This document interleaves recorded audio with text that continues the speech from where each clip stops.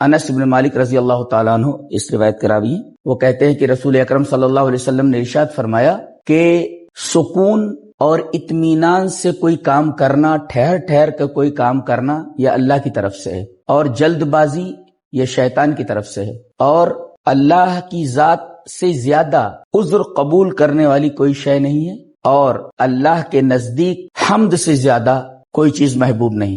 اس میں نوجوانوں کو یہ تعلیم دی گئی ہے، مسلمانوں کو یہ تعلیم دی گئی ہے کہ کوئی کام جلد بازی میں نہ کریں، ہر کام ٹھہر ٹھہر کر اطمینان سے کریں۔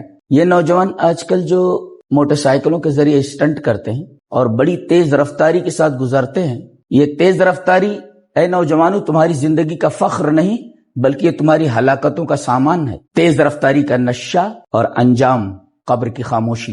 انسان کی زندگی بڑی قیمتی ہے، اسے حماقت اور جنون میں مبتلا ہو کر کے ضائع کرنے سے پرہیز کرو۔ اللہ تمہیں صحیح سمجھ عطا کرے۔